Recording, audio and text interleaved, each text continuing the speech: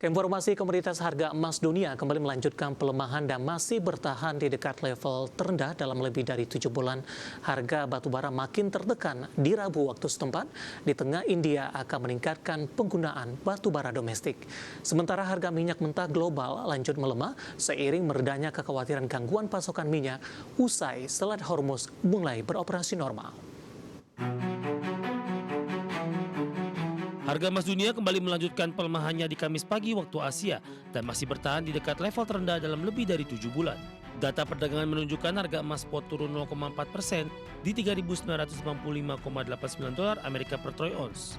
Pelemahan berlanjut seiring menguatnya indeks dolar Amerika melanjutkan penguatan untuk hari ketiga beruntun dan menyentuh level tertinggi dalam 13 bulan. Di sisi lain, harga emas dibayangi keyakinan investor The Fed masih akan hawkish. Berdasarkan data CME FedWatch Tool, pelaku pasar kini memperkirakan terdapat 3 kali kenaikan suku bunga The Fed di 2026. Probabilitas kenaikan suku bunga di September mencapai 67%. Dikutip dari Refinitiv, harga batubara tutup di posisi 129,05 dolar Amerika per ton, jatuh 1,94%. Posisi penutupan ini menjadi yang terendah sejak 22 April 2026. Pelemahan harga batubara dipicu kabar buruk dari India. Dikutip dari Reuters, India akan meningkatkan penggunaan batubara domestik hingga lebih dari 50% di pembangkit listrik yang sebelumnya dirancang menggunakan batubara impor. Langkah ini dilakukan seiring upaya India untuk menekan biaya impor yang mahal. Kebijakan India ini menjadi kabar buruk terutama bagi Indonesia yang merupakan pemasok utama. Harga minyak dunia lanjut melemah di Kamis seiring meredanya kekhawatiran gangguan pasokan minyak usai Selat Hormuz mulai beroperasi normal. Mengutip Reuters, harga minyak Brent turun 0,54% di 73,34 dolar Amerika per barrel. Sementara minyak WTI Amerika melemah 0,38% ke level 70,07 dolar Amerika per barrel. Brent untuk pengiriman Agustus diperdagangkan lebih rendah dibandingkan kontrak September di 73,59 dolar Amerika per barrel. Sebelumnya harga Brent anjlok lebih dari 3 dolar Amerika di Rabu dan WTI tutup turun hampir 3 dolar Amerika per barrel setelah kekhawatiran terhadap pasokan mereda. Dari bagi sumber untuk KDX Channel.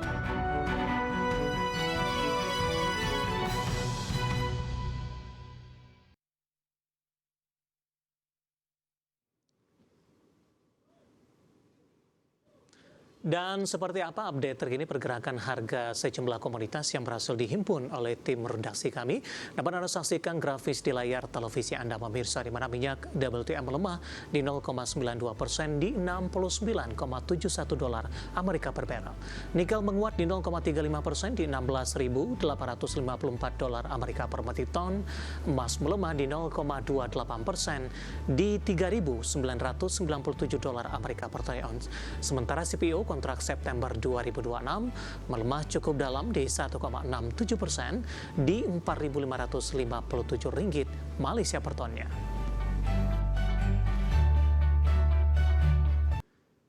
Kita beralih ke informasi indikator perdagangan lainnya pemirsa, di mana nilai tukar rupiah berbalik menguat dan berhasil memangkas pelemahan di tengah koreksi indeks dolar Amerika Serikat usai menyentuh level tertinggi dalam di 13 bulan terakhir. Dikutip dari data RTI hingga Kamis siang tadi, rupiah berbalik menguat di 0,12% ke level 17.921 per dolar Amerika. Sebelumnya, rupiah dibuka melemah di 0,14% di level 17.950 per dolar Amerika. Bahkan secara intraday, rupiah sempat melemah ke 17.965 per dolar Amerika. Rupiah berbalik menguat di tengah indeks dolar Amerika di Kamis pagi tadi melemah ke level 101,49, turun dari sehari sebelumnya di 101,60. Meski melemah tipis, posisi tersebut masih cukup tinggi yang dipicu penguatan dolar Amerika Serikat di tengah ekspektasi kenaikan suku bunga Amerika. Setidaknya 2 kali hingga akhir tahun ini sebanyak 50 basis point. Sementara di sisi lain, ekspektasi pasar menilai The Fed akan kembali menaikkan suku bunga untuk mengendalikan angka inflasi domestik kembali ke jalur target.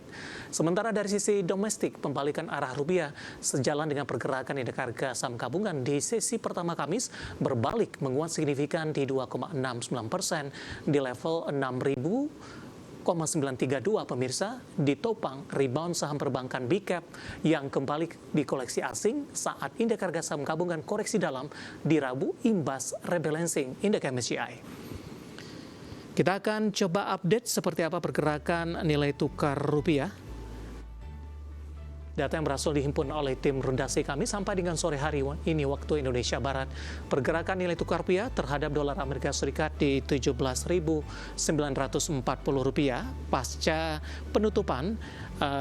Penguatan masih berlanjut di 0,16% di 17.914 per dolar Amerika. Kemudian terhadap euro di Rp20.382, pound sterling di Rp23.650, kemudian terhadap yen Jepang di Rp110,85.